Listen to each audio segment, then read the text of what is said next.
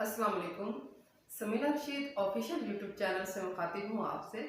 आज हम जिस मौजू पर बात करेंगे वो है मकासिद के हसूल के लिए 4 अहम संगे मील, यानी कि ऐसे माइलस्टोन्स जिनको आप अचीव करेंगे तो आप अपने मकसद को आसानी से हासिल कर सकते हैं।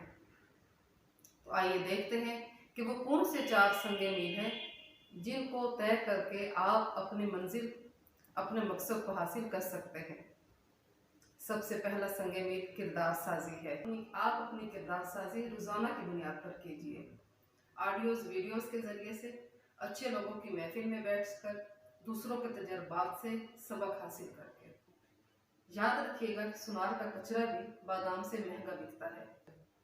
लिहाजा अच्छी सोबत का असर आपकी जिंदगी पर बहुत गहरे असर छोड़ता है। रोजाना की बुनियाद पर किरदार साजी से खुद को बेहतर से बेहतर बनाते रहिए और अपने आप को संवारते रहिए। दूसरा अहम संगे मील छोटे छोटे हदफ मुकर्रर करके उनकी डेडलाइन मुतय्यन करना है। सबसे पहले आपको यह तय करना है कि आपने पहुंचना कहाँ है और उसके लिए कौन सा रास्ता अख्तियार करना है। फिर उस मंजिल तक पहुंचने के लिए आप छोटे छोटे हदफ मुकर्रर कीजिए और उनको हासिल करने के डेडलाइन और उनको हासिल करने का एक मुकर्रर वक्त होना चाहिए जिसके अंदर आपने वो हदफ हासिल करने हैं। अगर एक शख्स को मालूम ही ना हो कि उसने जाना कहाँ है और उसका रास्ता कौन सा है तो वह मंजिल तक कभी भी नहीं पहुंच सकता।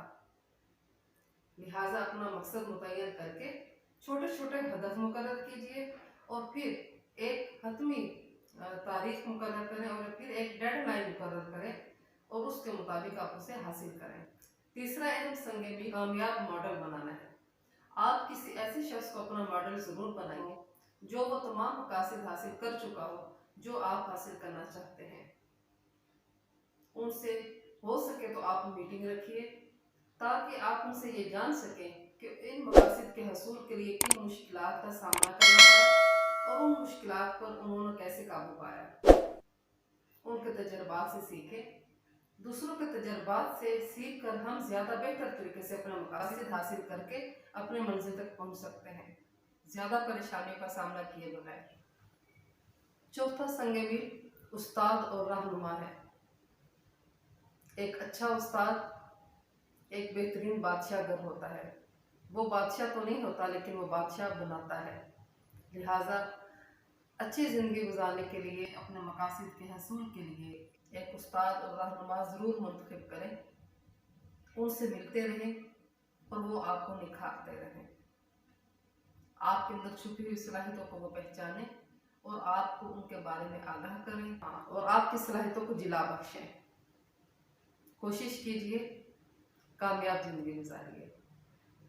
आप जैसी कोशिश करेंगे वैसे ही आपकी ज़िंदगी होगी। लिहाजा बेहतरीन कोशिश कीजिए, बेहतरीन ज़िंदगी गुजारिए।